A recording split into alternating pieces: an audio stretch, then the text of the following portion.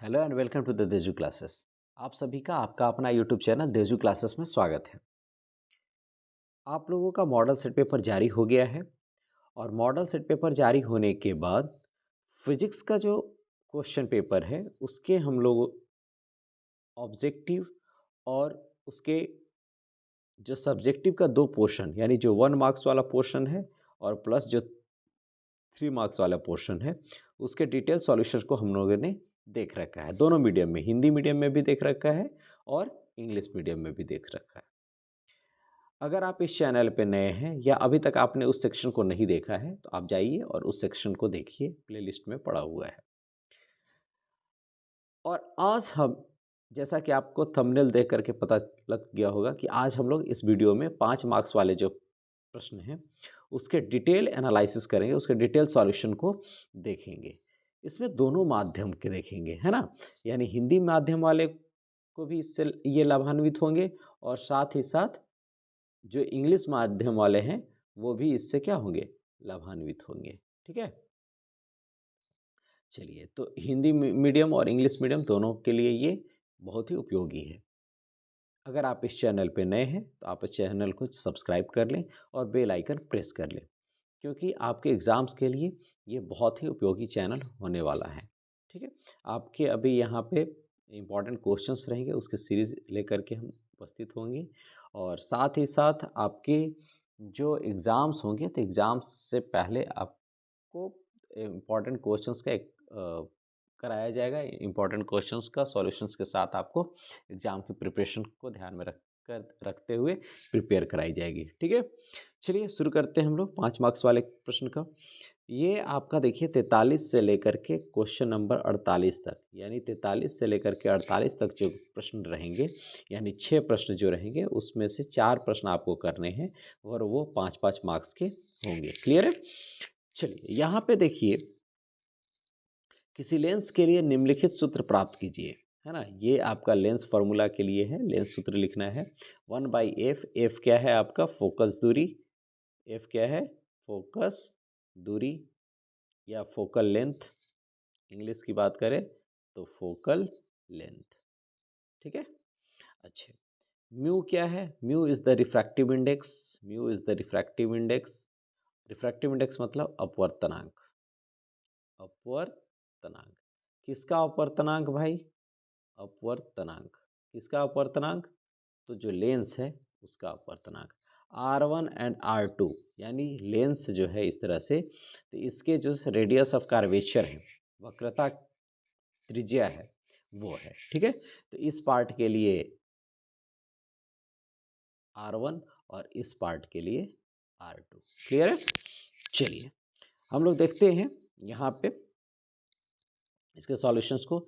ए, ये क्या है, दिस इज द ऑब्जेक्ट।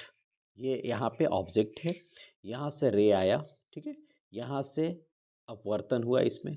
अगर केवल ये पोर्शन लेते, अगर ये पार्ट लेते तो इसका सीधा इमेज कहाँ बनता, सी पे। इसको हम लोगों ने ले रखा है V1।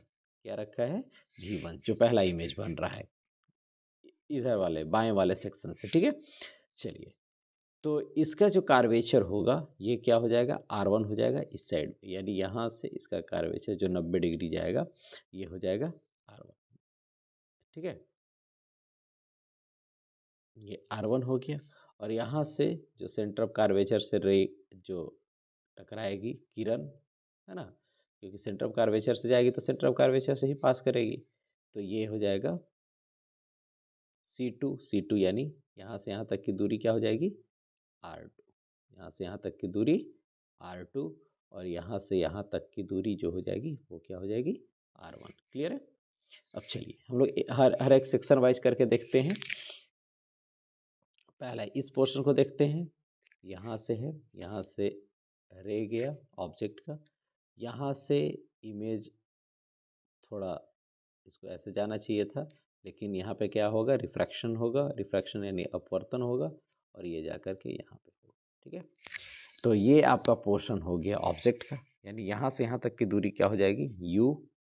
ठीक है, यहाँ से यहाँ तक की दूरी u और यहाँ से यहाँ तक की दूरी जो है यहाँ पे हमने रखा है V1। ठीक है, ये एक रे मान लेते हैं जो कहाँ से क्रॉस कर रही है, सेंटर ऑफ कर्वेचर से, तो इसके लिए ये क्या हो जाएगा, R1 रेडियस ऑफ कर्वेचर। ठीक है, इसका जो रिफ्रैक्टिव इंडेक्स है हवा का, वो म्यू1 से लिख देते हैं, और इसका जो है वो म्यू2 से लिख सकते हैं, N1 या N2। क्लियर है, ऐसे भी लिखते हैं इसको, रिफ्रैक्टिव इंडेक्स के साइन को।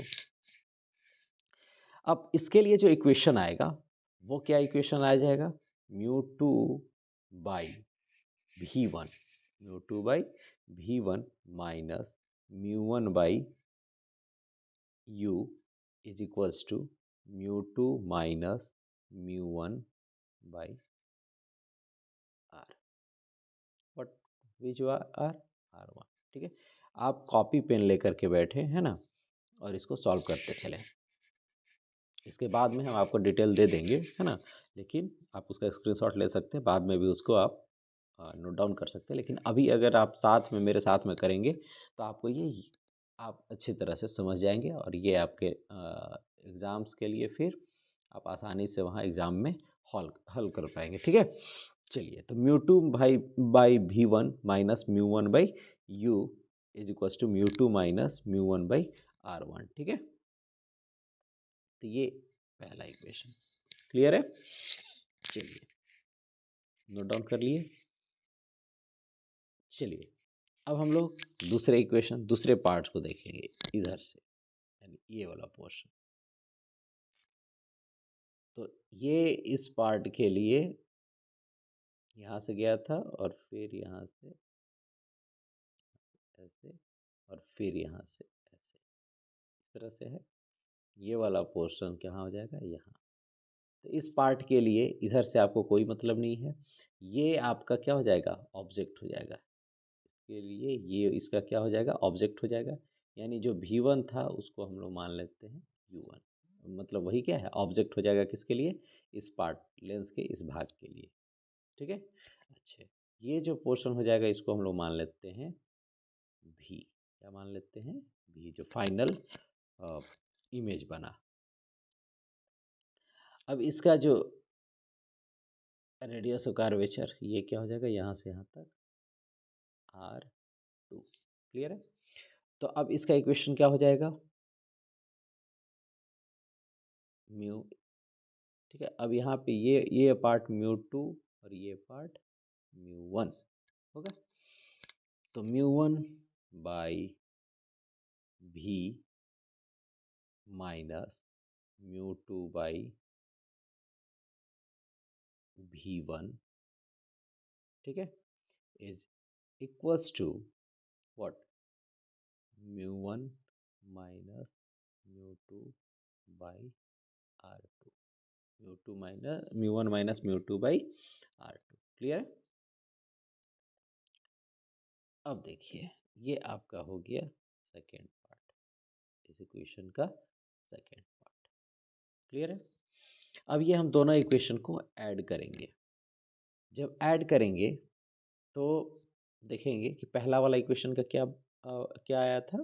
पहला वाला इक्वेशन था आपका म्यू2 बटा V1 माइनस म्यू1 बटा U बराबर म्यू2 माइनस म्यू1 बाई R1। ठीक है, अब देखिए, इसको जब हम लोग ऐड करेंगे तो म्यू2 बाई V1, ये और ये क्या हो जाएगा, कैंसिल आउट हो जाएगा। तो क्या बचेगा, mu minus V by V minus mu बटा U। और यहाँ पे देखिए म्यू1 माइनस म्यू2, और ये है म्यू2 माइनस म्यू1। म्यू2 माइनस म्यू1 को कॉमन कर देंगे तो ये आपका क्या हो जाएगा, माइनस में चला जाएगा। ठीक है, चलिए इस चीज़ को फिर से हम लोग यहाँ देखते हैं, तो क्या आएगा, mu by V minus म्यू1 by U is equals to म्यू2 minus mu, और क्या हो जाएगा, 1/R1 माइनस 1/R2। ठीक है, चलिए, अब यहाँ से क्या कर लेंगे हम लोग, म्यू1 को कॉमन कर लेंगे। म्यू1 जब कॉमन होगा तो यहाँ से क्या हो जाएगा, 1/V माइनस 1/U बराबर mu minus mu 1/r1 minus 1/r2। Clear है। अब क्या होगा, यहाँ पे μ1, यहाँ पे μ2 माइनस μ1, 1/v माइनस 1/u। μ1 को उधर डाल देंगे तो क्या हो जाएगा, μ2/μ1 माइनस μ1/μ1, तो ये क्या हो जाएगा, 1 आ जाएगा, 1/r1 माइनस 1/r2। फिर क्या हो जाएगा, 1/v माइनस 1/u क्या हो जाएगा, 1/f। This formula is equals to mu minus 1 into 1/r1 minus, ठीक है, 1/r1 माइनस 1/r2। क्लियर है। चलिए, तो यही क्या है, लेंस फार्मूला जो आपको चाहिए था। चलिए, इसका डिटेल सॉल्यूशन यहाँ पे दोनों माध्यमों के लिए, हिंदी माध्यम में ये है और इंग्लिश माध्यम में ये है, दोनों दिया हुआ है। You can take the screenshot of this, है ना, आप इसका स्क्रीनशॉट ले लीजिए। देखिए यहाँ पे एक है ना, दोनों पोर्शन दिया हुआ है, आप इसको। चलिए आगे क्वेश्चन देखिए, क्वेश्चन नंबर 44। हाइगन्स की तरंग सिद्धांत लिखिए, right the Huygens wave theory. और दूसरा है, इससे अपवर्तन के नियमों को व्युत्पन्न कीजिए। चलिए, हाइगन्स की वेव थ्योरी क्या है, इसके नियम को देखिए। Each point on the wave front is the source of secondary wavelets which spread out in all direction with the speed of wave. ठीक है, मतलब ये वेव फ्रंट पे जितने भी, ठीक है, पॉइंट हैं, जितने भी पॉइंट हैं वो क्या है, this is the source of secondary wavelets, this is the source of secondary wavelets. ठीक है, चलिए फिर क्या है, the amplitude of secondary wavelet is maximum in the forward direction and zero in the backward direction. कहने का मतलब है कि जब वेवलेट्स क्या होते हैं, आगे बढ़ते हैं, है ना, जब प्राइमरी है, प्राइमरी क्या है, सेकेंडरी का सोर्स है, तो जब ये बढ़ा आगे की तरफ तो मैक्सिमम होगा, यहाँ जो मैक्सिमम डिस्टेंस पे होगा वहीं पे क्या बनेगा, सेकेंडरी वेवलेट्स बनेगा। तो ये जो इसी के जस्ट इधर क्या हो जाएगा, जीरो। बैकवर्ड डायरेक्शन में क्या हो जाएगा, जीरो। फॉरवर्ड डायरेक्शन में मैक्सिमम होगा और बैकवर्ड डायरेक्शन में जीरो। मतलब यहाँ से तरंगिकाएँ जो हैं वो आगे की ओर बढ़ती हैं, कहने का मतलब ये। तरंगाग्र का प्रत्येक बिंदु द्वितीय तरंगिकाओं का स्रोत है, जो तरंग की गति से सभी दिशाओं में फैलती है। आगे की दिशा में द्वितीय तरंगिकाओं का आयाम अधिकतम होता है तथा पीछे की दिशा में वह शून्य होता है। तो ये क्या है, हाइगन्स प्रिंसिपल। ठीक है, अब लॉज ऑफ रिफ्रैक्शन यहाँ से देखेंगे हम लोग। यहाँ क्या है,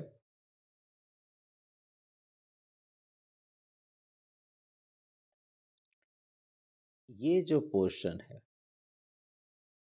ठीक है, the all the points of primary wave front, ठीक है, तो ये वेव फ्रंट्स का वेव फ्रंट्स है ए बी। यहाँ से जो इंसिडेंट रे आ रही है, ये ए से जो टकरा रही है वो रिफ्रैक्ट कर करके कहाँ जा रही है, डी के पास, ये परपेंडिकुलर होता है। और जो बी से आ रही है इंसिडेंट रे, वो कहाँ टकरा रही है, सी पर। ठीक है, और फिर यहाँ से वो फिर से रिफ्रैक्ट करके इधर आ रही। ठीक है, चलिए, तो ये यहाँ पे वेव फ्रंट्स, यहाँ पे भी, मतलब ये क्या है, ये भी वेवलेट्स, ये भी वेवलेट्स। तो इस पे जो हम लोग टेंजेंट ड्रॉ कर देंगे वो क्या हो जाएगा, सेकेंडरी वेव फ्रंट्स। तो ये जो प्राइमरी वेव फ्रंट हम लोग देख रहे हैं, ये क्या हो जाएगा, यहाँ पे एंगल ऑफ इंसिडेंस, ये क्या है, एंगल ऑफ इंसिडेंस। ये क्या हो जाएगा, एंगल ऑफ रिफ्रैक्शन। ये क्या हो जाएगा, 90 माइनस आर, क्यों, क्योंकि ये ऑलरेडी 90 है। अब ये जब 90 है तो ये कितना हो जाएगा, आर हो जाएगा। ये कितना एंगल है, एंगल आई है। क्लियर है।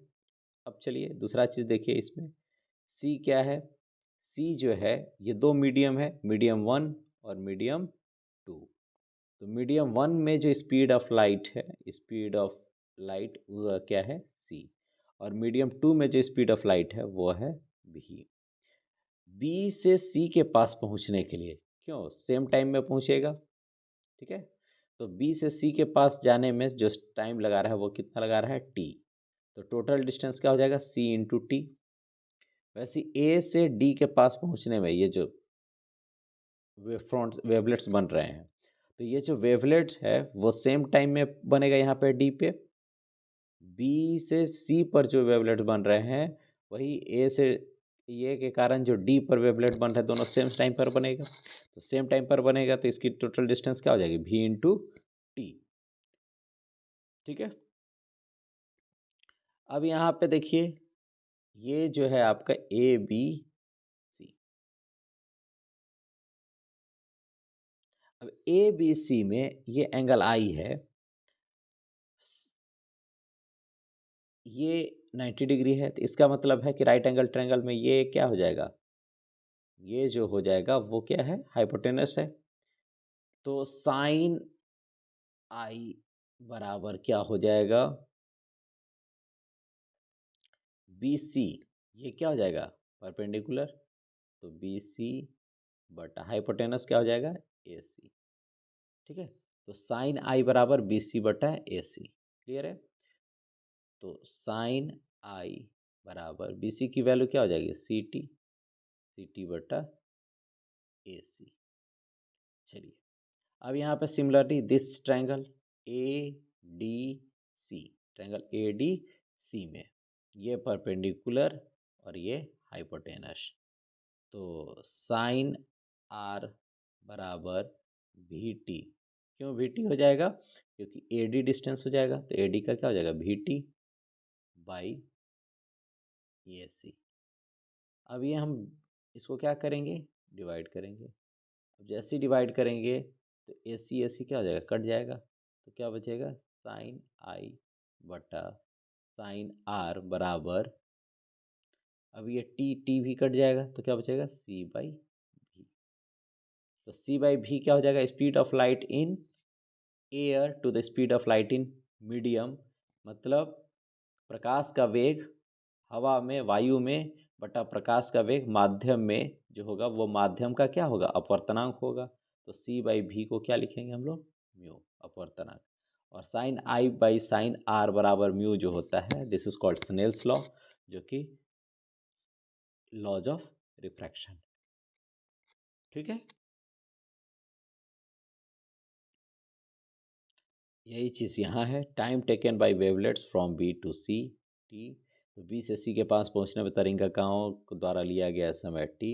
ए से डी के पास जाने का समय कितना होगा, बी से सी के पास जाने का समय दोनों क्या होगा, बराबर होगा। तो बी सी टी और ए डी बराबर भी टी, ठीक है। जो चीज़ आपको पता है वही चीज़ है, आप इसको स्क्रीनशॉट ले लीजिए, आप नोट डाउन भी कर लीजिए। चलिए आगे हम लोग नेक्स्ट क्वेश्चन देखते हैं, क्वेश्चन नंबर 45। विश्रांति काल के संदर्भ में एक कंडक्टर में मुक्त इलेक्ट्रॉन के अपवाह वेग के लिए एक व्यंजक प्राप्त करें और व्याख्या कीजिए कि ताप बढ़ने पर किसी धातु की प्रतिरोधकता क्यों बढ़ जाती है। तो expression for drift velocity of free electrons, तो हम सीधा पहले बनाते हैं, बनाया हुआ है आगे, लेकिन समझ लीजिए। ये मान लीजिए आपका कंडक्टर है और इस कंडक्टर में इलेक्ट्रॉन्स जो हैं यहाँ पे ये लैटिस में छुपे हुए हैं, है ना। ये पॉजिटिव आयंस हैं, उसी पॉजिटिव आयंस में इलेक्ट्रॉन्स अपना फ्लो कर रहा है, गैप है, ठीक है, कंडक्टर का। तो उसी में क्या कर रहा है, मूव कर रहा है। अभी सब रैंडम मूव कर रहा है, इधर उधर टकरा रहे हैं।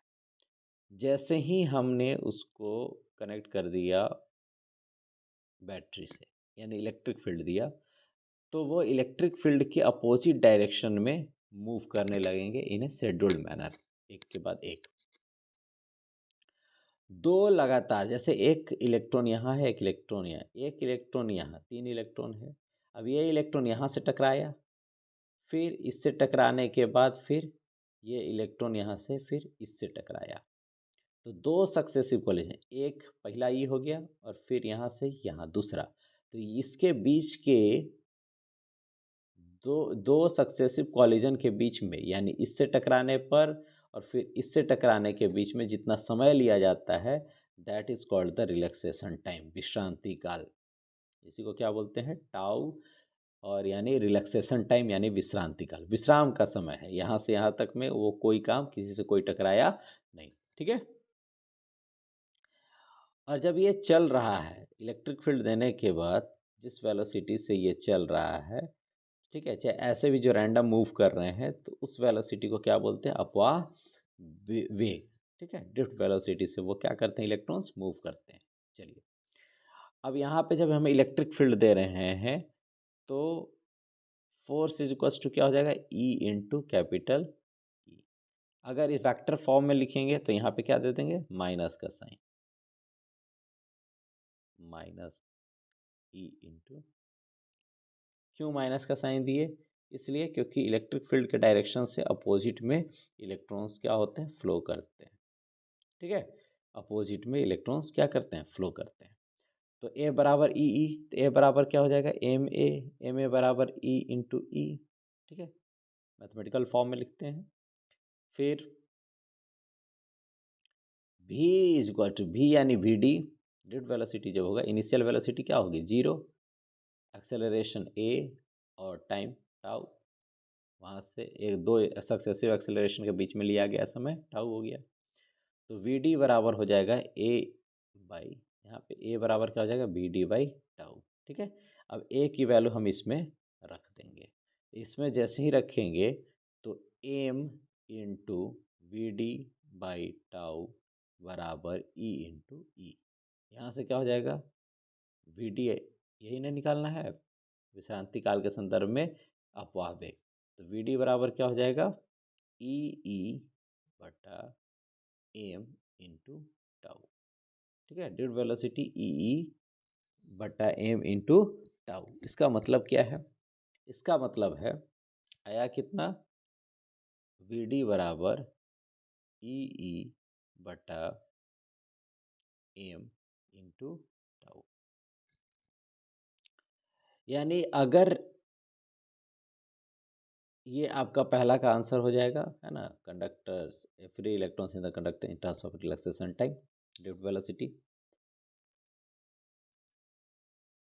दूसरा क्वेश्चन कह रहा है कि why there is a increase in resistivity of metal with increase of temperature. जब टेम्परेचर इंक्रीज करते हैं, when we will increase the temperature then the drift velocity will increase. ठीक है, वेलोसिटी इंक्रीज किया मतलब ये रैंडम रैंडम मूव करने लगा। अब जैसे ही रैंडम मूव कर रहा है तो रिलैक्सेशन टाइम क्या हो जाएगा, अगर कोई जल्दी जल्दी टकरा रहा है तो रिलैक्सेशन टाइम क्या हो जाएगा, डिक्रीज हो जाएगा। और जब रिलैक्सेशन टाइम डिक्रीज हो जाएगा तो जो रेजिस्टिविटी होती है वो क्या होती है, प्रतिरोधकता जो होती है वो किस पर निर्भर करती है, रिलैक्सेशन टाइम पर। ठीक है, प्रतिरोधकता जो होगा ए, ए, प्रतिरोधकता जो होगा वो यानी रो, वो क्या हो जाता है, रिलैक्सेशन टाइम के इन्वर्सली होगा। तो अगर रिलैक्सेशन टाइम कम होगा तो प्रतिरोधकता क्या हो जाएगी, बढ़ जाएगी। ठीक है, चलिए, दो जैसे बताया वैसे यहाँ पे किया हुआ है, आप इसको नोट डाउन कर लीजिए, स्क्रीनशॉट ले लीजिए। ठीक है, उसके बाद फिर रो इक्वल्स टू क्या हो जाएगा, M by N E square tau. यानी ये जो है, ये जो रेजिस्टिविटी है ना, प्रतिरोधकता जो है वो इन्वर्सली प्रोपोर्शनल है किसके, टाउ के। और जब आप हीट देंगे तो क्या हो जा रहा है, टाउ बढ़ रहा है, या अरे टाउ क्या हो जाएगा, घटेगा, रिलैक्सेशन टाइम क्या हो जाएगा, घट जाएगा। तो ये जैसे ही घटेगा तो रेजिस्टिविटी क्या हो जाएगी, बढ़ जाएगी। क्लियर है।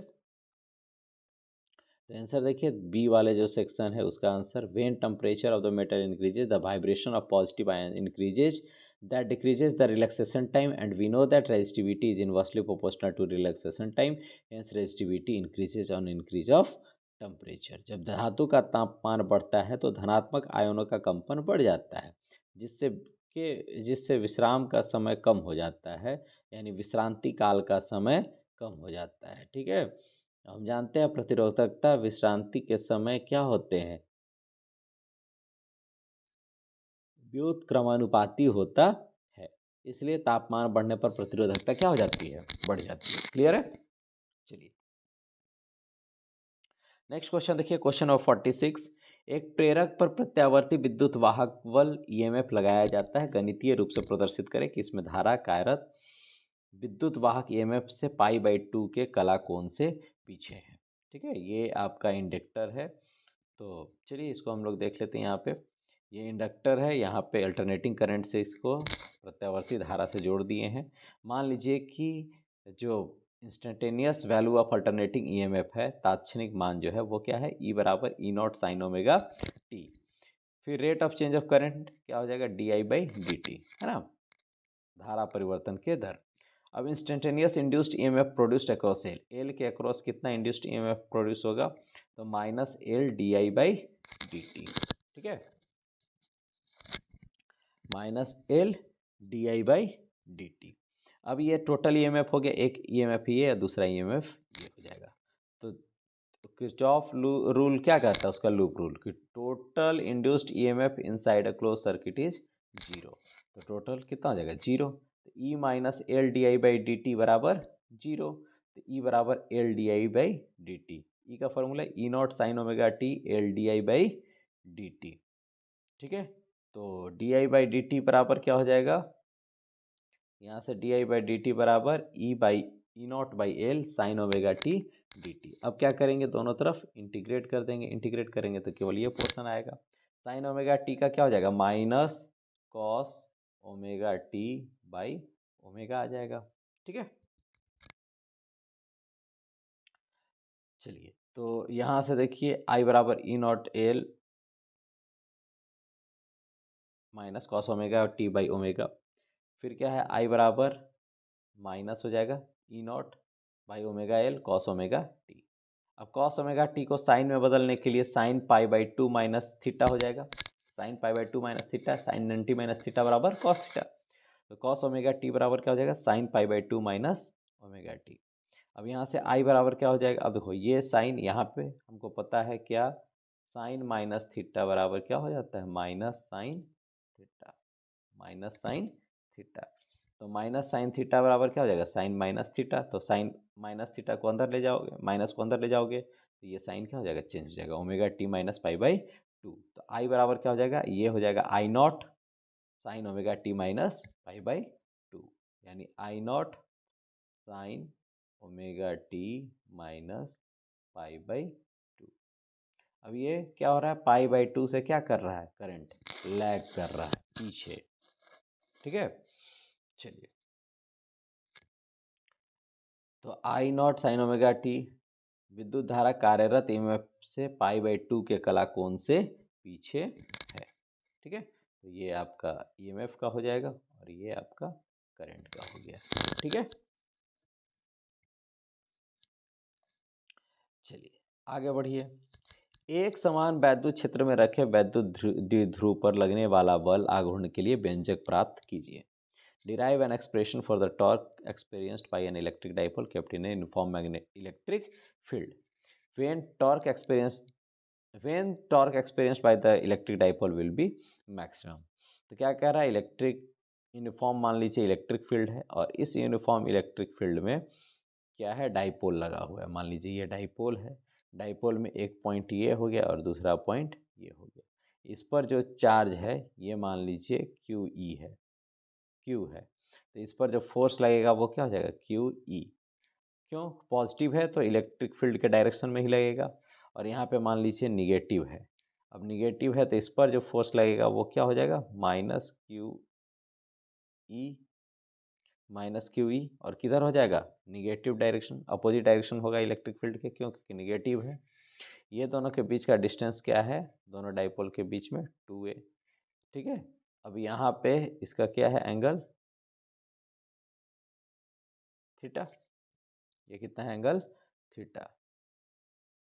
यहाँ पे एक हम लोग थीटा लेकर के बनाते हैं इसको, ये परपेंडिकुलर है। ये जब थीटा होगा तो ये भी क्या हो जाएगा, थीटा हो जाएगा। क्लियर है, अब चलिए सेम चीज़ वहाँ बता दिए।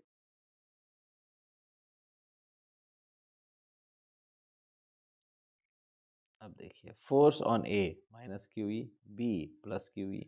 अब टॉर्क निकालना है, आघूर्ण निकालना है, ठीक है। तो कोई भी फोर्स और perpendicular distance between the two forces.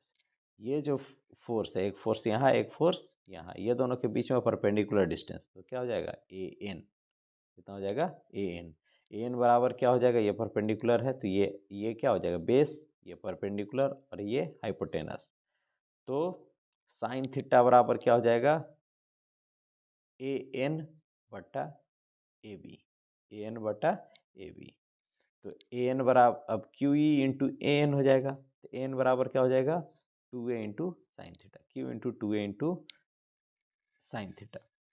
तो क्यू इंटू 2a क्या हो जाएगा p और इंटू ई साइन थीटा। टॉर्क बराबर P E sine theta, torque बराबर पी क्रॉस ई, ठीक है। वेक्टर फॉर्म हो गया। अब ये कब टॉर्क जो होगा वो मैक्सिमम होगा, जब थीटा कितना होगा 90 डिग्री होगा।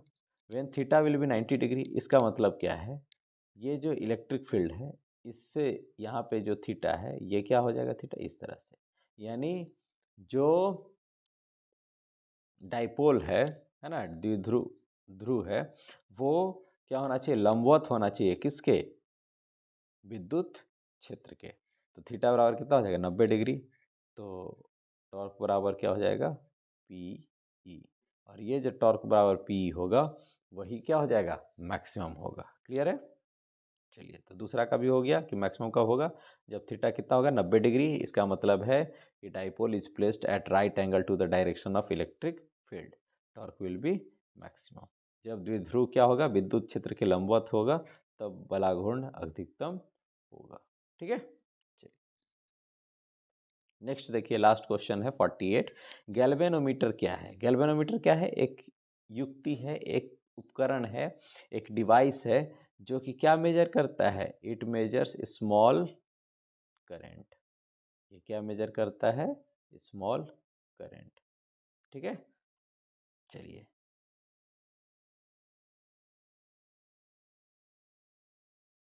ठीक है। Galvanometer is a device that is used to detect small electric current और मेजर इट्स मैग्नीट्यूड। ठीक है। गैल्वेनोमीटर एक उपकरण है जिसका उपयोग छोटे विद्युत प्रवाह का पता लगाने या उसके परिणाम को मापने के लिए किया जाता है। चलिए आगे बढ़िए। कंस्ट्रक्शन और वर्किंग देखिए, यहाँ पे अपर है, ऊपर सस्पेंशन है, ठीक है, और इस पे एक मिरर लगा हुआ है, ये आयरन कोर है, ठीक है,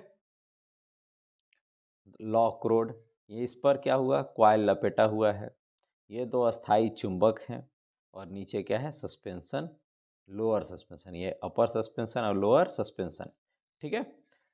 अगर ये चित्र बना सकते हो तो ये बनाओ, परमानेंट मैग्नेट दोनों, ठीक है, और आयरन कोर यहाँ बीच में सेंटर में ही। चलिए आगे बढ़िए। It consists of a coil ABCD suspended between the poles of the permanent magnet. The coil is wound on non-metallic frame and has a central soft iron core. The coil is suspended from the torsion head with a phosphor bronze wire. कौन सा wire use होता है phosphor bronze wire. The other end of the coil is attached to a hair spring. A small concave mirror is attached to the suspension wire. The whole arrangement is enclosed in a non magnetic case to avoid disturbance due to air. सब सारा चीज़ ये किस में होता है तो non magnetic case में, इसमें नॉन मैग्नेटिक केस में। चलिए हिंदी में देख लीजिए, इसमें अस्थाई चुंबक के ध्रुवों के बीच निलंबित एक कुंडली एबीसीडी होता है। कुंडल एक गैर धातु फ्रेम पर लपेटा गया है और इसमें एक केंद्रीय नरम लोहे का कोर है। कुंडल को फास्फोरस कांस्य तार के साथ मरोड़ वाले सिर से निलंबित कर दिया गया है ना। कॉइल का दूसरा सिरा हेयर स्प्रिंग से जुड़ा होता है। एक छोटा अवतल दर्पण एम निलंबन तार से जुड़ा होता है और हवा के कारण होने वाली गड़बड़ी से बचने के लिए पूरी व्यवस्था को गैर चुंबकीय केस में बंद कर दिया जाता है। ठीक है। अब यहाँ पे इसका वर्किंग देखिए, करंट का डायरेक्शन यहाँ से आ रहा है, ये किस प्रिंसिपल पर काम कर रहा है, ये इसका थ्योरी क्या है, ये कह रहा है कि अगर कोई भी करंट कैरिंग कंडक्टर को या करंट कैरिंग कॉइल को यानी धारा प्रवाहित होने वाले कुंडली को अगर चुंबकीय क्षेत्र में रखा जाता है तो उस पर एक बल अधिरोपित होता है, ठीक है, और वो बल क्या करता है, इसको घुमाता है कॉइल को। तो यहाँ पे जब करंट की दिशा ऊपर है, मैग्नेटिक फील्ड की दिशा ये है, तो किसके किसके नियम के अनुसार, फ्लेमिंग के वाम हस्त नियम के अनुसार, left hand rule, Fleming left hand rule, left hand rule का मतलब क्या हुआ, वाम हस्त नियम के अनुसार फोर्स क्या हो जाएगा, डाउनवर्ड। और अगर हम फोर्स क्या हो जाएगा, डाउनवर्ड हो जाएगा, और यहाँ पे फोर्स कहाँ हो जाएगा, अपवर्ड, ठीक है। अगर करंट का डायरेक्शन ऊपर है तो फ्लेमिंग के लेफ्ट हैंड रूल के कारण, ठीक है, मैग्नेटिक फील्ड क्या हो जाएगा, फोर्स डाउनवर्ड, और यहाँ पे इस इधर का फोर्स अपवर्ड। अब इसके कारण क्या होगा, ये घुमाएगा, तो फोर्स टोटल क्या हो जाएगा, बी आई एल, ठीक है, क्या हो जाएगा, बी आई एल। अब फोर्स ऑन आर एस क्या हो जाएगा, बी आई एल, ये भी एल है, ठीक है, पी क्यू और आर एस, ये हो गया P Q, B I into P Q, P Q की लेंथ क्या है, एल, इधर क्या हो जाएगा, B I into R S, इसका भी लेंथ क्या हो जाएगा, L. If there are n turns in the coil, the moment of the deflecting torque n BIA, यानी the suspension wire twist when the coil deflects. तो suspension wire क्या होता है, ट्विस्ट होता है, मुड़ता है, जिससे जब कब, जब कॉइल डिफ्लेक्ट होता है तब, और उसके साथ क्या लगा हुआ, पॉइंटर, जो क्या करता है, पॉइंट करता है। तो साम्य अवस्था में क्या होता है, यानी एट इक्विलिब्रियम डिफ्लेक्टिंग टॉर्क, चुंबकीय बल आघूर्ण जो होगा वो बराबर होगा किसके, रिस्टोरिंग टॉर्क के, यानी यहाँ से जो डिफ्लेक्ट कर रहा है ये घूम करके, तो इस यहाँ पे नीचे एक और लगा है, वो क्या कर रहा है, रिस्टोरिंग फोर्स उस पर लगाओगे, रिस्टोरिंग टॉर्क लगाएगा कि भैया घूम लिए, अब वहीं से फिर वापस घूमिए, ठीक है। तो डिफ्लेक्टिंग टॉर्क क्या हो जाएगा, एन बी आई ए किसके बराबर हो जाएगा, सी थीटा के बराबर। थीटा क्या है, एंगुलर ट्विस्ट, जो घूमा है ना, यहाँ पे ये, यहीं देखिए, अगर ये वाला अगर यहाँ पे लटका हुआ रहता तो ये जितना घूमता, तो जिस कोण में घूमता, जिस डिग्री पर घूमता, उसको क्या बोलते हैं, थीटा, क्या बोलते हैं, थीटा। तो एन बी आई ए बराबर क्या हो जाएगा, सी थीटा। तो यहाँ से आई बराबर क्या हो जाएगा, आई बराबर सी बटा एन बी आई, ठीक है, आई तो यहाँ है, एन एन बी ए इंटू थीटा। तो सी बाई एन बी ए को क्या बोला जाता है, गैल्वेनोमीटर कांस्टेंट, क्या बोलते हैं, गैल्वेनोमीटर कांस्टेंट, ठीक है। चलिए, बाकी लिखा हुआ है कि रिस्टोरिंग टॉर्क पर यूनिट ट्विस्ट है, a pointer attach to the spring indicates the deflection theta on the scale. जितना एंगल से वो डिफ्लेक्ट किया है ना, ये जितना एंगल से घूमा उतना ही एंगल से वो क्या किया, डिफ्लेक्ट किया, और वही जो डिफ्लेक्शन होता है दैट रिप्रेजेंट्स द वही represents by the pointer two of the magnitude, है ना। तो किसके द्वारा वो डिनोट किया जाएगा, बाय द पॉइंटर, ठीक है, with the help of pointer it displace, है ना। तो चलिए, तो ये आपके इम्पोर्टेंट क्वेश्चंस थे, किससे, ये था आपका 5 मार्क्स वाले प्रश्न, किसका, फिजिक्स का, ठीक है। तो अगर आप इस चैनल पे नए हैं तो चैनल को जरूर सब्सक्राइब करिए, है ना, और वीडियो अच्छी लगी तो उसे लाइक करिए, और कमेंट करके आप बता सकते हैं कि आपको वीडियो कैसी लगी, ठीक है। अधिक से अधिक अपने दोस्तों के बीच में इसे शेयर भी कीजिए। मिलते हैं नेक्स्ट वीडियो में। Thank you for the watching.